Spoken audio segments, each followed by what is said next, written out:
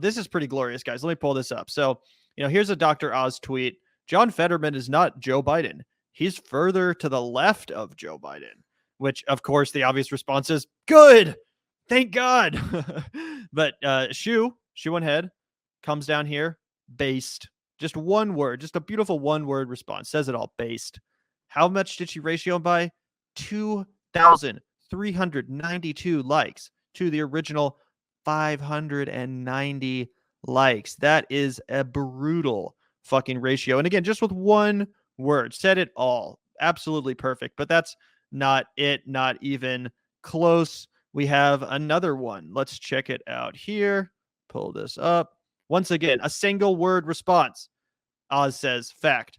John Fetterman is a radical liberal who supports Bernie Sanders. Woo! That should tell you everything you need to know about what kind of senator he would be. Here's Shoe, once again, one word response. Cool. Destroys him. Over 1,000 likes more. But it doesn't stop there, guys. Let me pull up another ratio from Shoe0nHead. Here we go. Dr. Oz says, the fate of Pennsylvania, a major battleground, means the rest of the country is at stake in November. We need to come back stronger than ever. Join Team Oz today. What does Shoe0nHead respond with? Didn't care, don't care, didn't ask, plus you're out of state. Again, absolutely brutal fucking ratio. 3,400 likes to just 200 from Doc. You almost have to start feeling bad for the fucking guy at this point. Am I right, Zach? Yeah, look, I think this is going to be a really interesting social experiment we were talking about this morning. Like, one, obviously, like, it's funny. Dr. Oz doesn't have that many Twitter followers. How many Twitter followers does Dr. Oz have? Oh, 3. Fuck, he does have a lot of Twitter followers. Those I don't know. Those all have to be bots, dude. You can't blast out a fucking message to 3.8 million people and have like 200. I guess you can if you're fucking so unlikable. That's just pathetically bad. Because I was wondering if like Shoe just had like just an ungodly amount more followers than he does, but no, it doesn't look like it. That actually that makes it more hilarious and more impressive. And I think it just comes to show that he has absolutely no resonance with anybody under the age of like 50 at all. Like nobody under the age of 50 really religiously watched Oprah like that. At least for the Dr. Oz episodes, and I feel like she was a big reason of why he got so popular back in the day.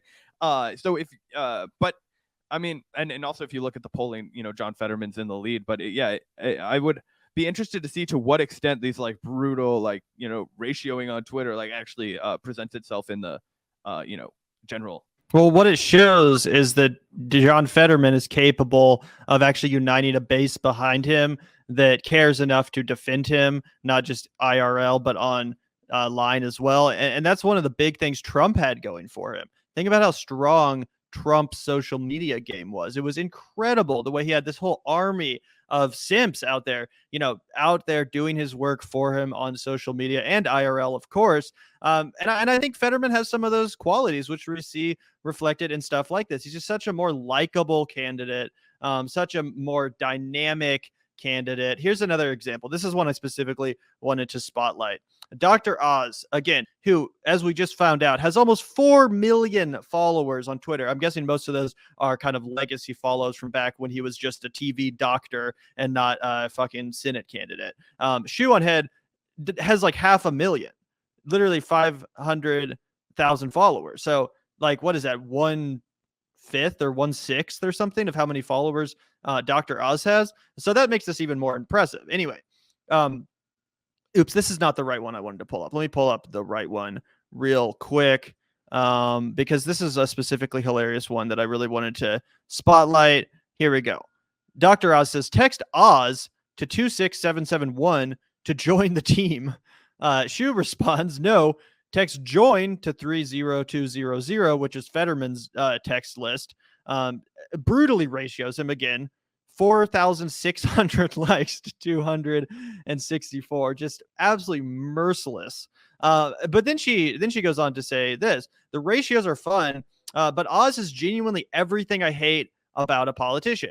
Out of touch elite, repeats bumper sticker talking points, doesn't even live in the state he's running for. Fetty actually cares about the people in Pennsylvania. Please do support him. So again, as much as she likes John Fetterman and as much as a lot of people like myself like John Fetterman, it's also about just how much we fucking hate Dr. Oz. He's such a goddamn phony. It's so clear that he's not actually this like Trump Republican that he's now pretending to be. He's just trying to grift the ignorant masses of Republican voters in order to secure a position of power. So yeah, he doesn't actually mean what he says. He doesn't even live in Pennsylvania. He lives in fucking New Jersey. As she says here, he's a fucking textbook, just elite politician. Out of state out of touch with the people entirely. He does just repeat bumper sticker talking points where a guy like Fetterman, who I have some disagreements with, we've talked about them at length on this show. But he's actually in touch with the people when it comes to labor rights, for example. He's one of the best national Democrats when it comes to being a strong labor candidate, pro-union. He's also one of the loudest pro-legalization voices in the entire country, advocating for the recreational and medicinal legalization of cannabis. And there's a few other issues too, where he's just 100% on point. And I think that's reflected by these exchanges, but also just the enthusiasm around him in general. He's basically the only Democratic candidate on the national level that I'm aware of that's really generated any sort of real excitement. And if you compare that to the pathetic options we have as far as rising stars in the Democratic Party, people like Kamala Harris or Pete Buttigieg, I mean, it's just night and fucking day, not just as far as their policies, but about the way they command dedication from voters and actually trust from voters. People actually think this guy's going to help them. Yeah. There's a lot to unpack from Fetterman. Obviously, I appreciate the way that he presents himself a lot. I think that he's going to smoke Dr. Oz. I would think it would be a little bit more, or not more interesting, but just different to gather the information. If Dr. Oz wasn't a complete shithead, like fucking worthless candidate, if the Republicans had been able to put up somebody a little more competent, how well or how good of a chance would John Fetterman have against Dr. Oz, right? Or against some other like more competent version of him. Who knows? I think he's definitely fighting an uphill battle given how unpopular the Biden administration is right now, and he's still polling well. He's still I think gonna seal the deal, and obviously it's a fucking line in the sand, massive, huge disagreement that we have with him about his position on Israel. I do think that he's a night and day better domestic politician than somebody like Dr. Oz. And so if you're a person living in the state of Pennsylvania, obviously I think that he offers enough that you would probably want to show up and vote for the guy. But I think there's a lot to learn. I think that his internet savviness, his personality, the fact that people feel like he's authentic. He is authentic, seemingly, right? He had a heart attack and bounced back. The next day, he's just this massive, imposing guy, but he seems genuine. I think all of those things kind of add up to the fact that he's just the perfect foil to a guy like Dr. Oz. He's Dr. Oz's perfect foil. You take a guy from out of state that's super rich, been on TV, very polished, all these kinds of things, but just feels like insincere and out of touch and removed and all these kinds of things because he's literally an out-of-stater, just moved there to run for office. And then you take John Fetterman, who is small and kind of wimpy as Dr. Oz is. John Fetterman is big and imposing. For as out of state as Dr. Oz is, John Fetterman is a Pennsylvania guy. For as elite and I don't want to say neoliberal, but just PMC class in general as Dr. Oz is, John Fetterman, exudes a working class energy. Full stop. He'll wear a Carhartt and gym shorts and Red Wing boots. Right. That's like his getup. That's his attire. And he wears that regardless. Right. And he's the same guy. And all those things matter to voters a bit more, I think, than even specific policies. But on top of that, he has rained hard on the policies that do matter to, a wide span of voters. Right. He has that ad that was going around that was like, if you think that some other human being should toil away for $7.25 an hour, vote for the other guy. That's the kind of shit that people like to hear. Right. That strikes a chord in you. Right. That's not something that you hear every day. Right. When he was like, I think we should be able to smoke pot. I think we should be able to do X, Y, and Z. Let's start practicing those values of freedom that we've talked about. People will care about that. So while I don't want to get anybody's hopes up, I don't think that John Fetterman is going to be a silver bullet. I don't think that he will go and save the day, and the Democratic Party is going to bring the revolution. Right. I don't think so. I think he'll probably disappoint us a lot once he gets there. I just think that he's going to be a better fucking figure in the Senate by a mile than a guy like Dr. Oz. And I'm also just letting people know, and I think you are too, Gavin, trying to let people help people understand why this kind of a candidate is the one that will succeed, why we can learn from a guy who presents himself. Like we were talking about this the other day, Gavin, you were telling me about the really cringy Sagar tweet about how like people don't take their job seriously anymore. They're not wearing suits and ties. And like, you know, he was like talking about like, oh, you know, we should wear a tie and a suit if you're addressing the president, and like all these different kinds of deals. I actually think what we need way more of is the opposite of that kind of politics. I think we need way more of the John Fetterman energy, which is to say, yeah, this is only further evidence of why people should wear ties. Unless you are young and spry, you just draw attention to your gut and reveal that you don't know how to use an iron and don't have a well-fitted shirt.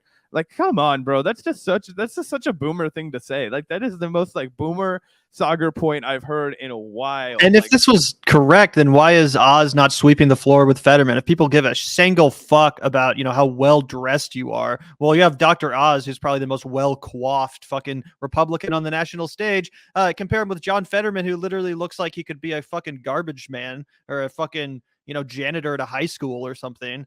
He's destroying Oz. People love the guy. Oh yeah, and look at Donald Trump. Oh, it was because he was super well polished that he took over the Republican Party. Give me a break, Sagar. Are you kidding me? Come on, bro.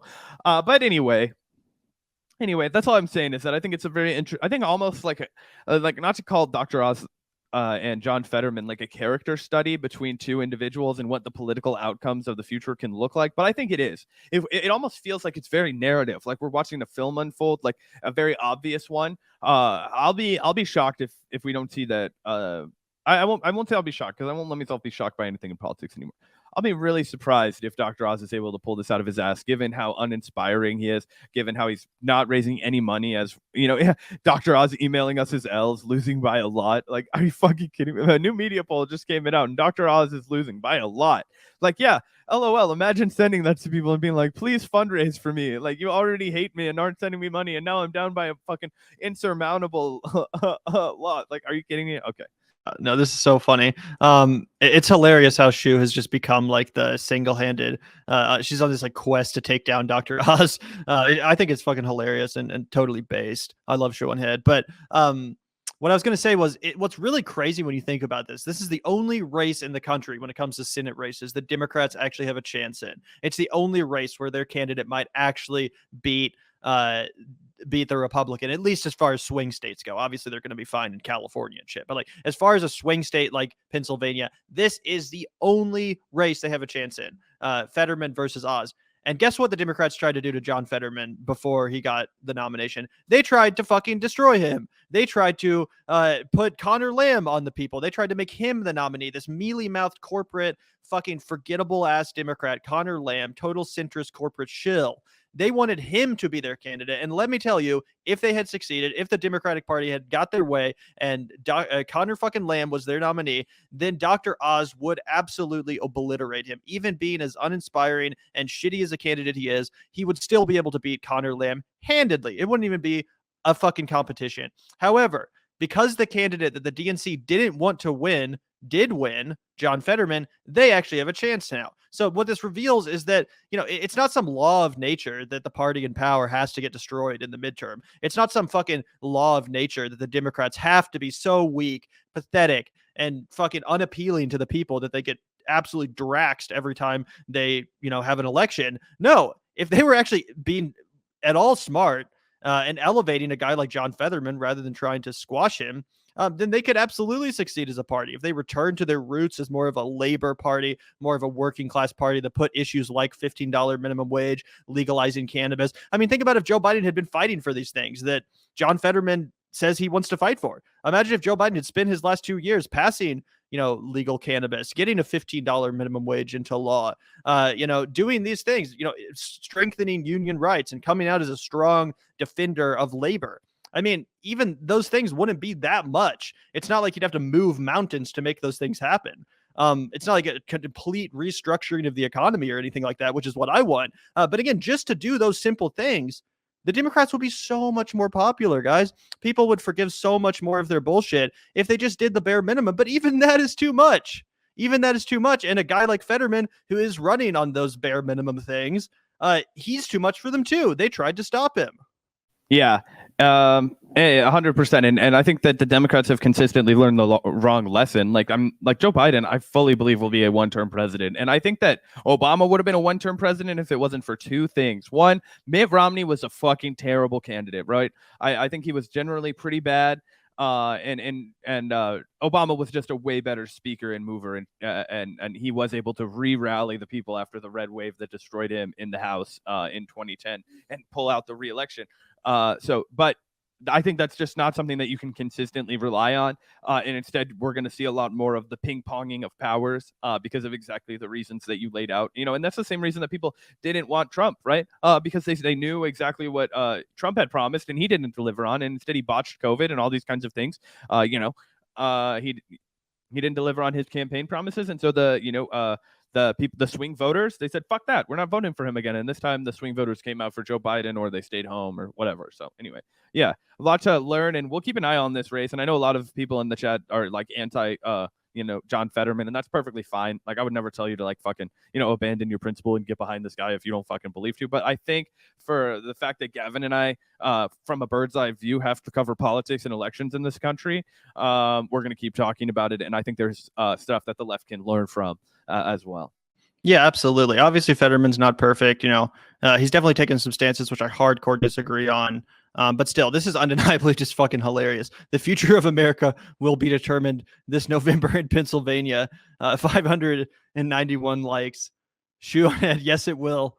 4,762 likes. Imagine being the social media guy that controls Dr. Oz's account, and every time they put out a tweet, they get a notification and see Shoe has responded to it and has like 10,000 times as many likes. I'm sorry, but I am not envious of that fucking poor slop who runs the Twitter account of Dr. Oz. It's so funny to think about. Anyway, shout out to Shoe0nHead.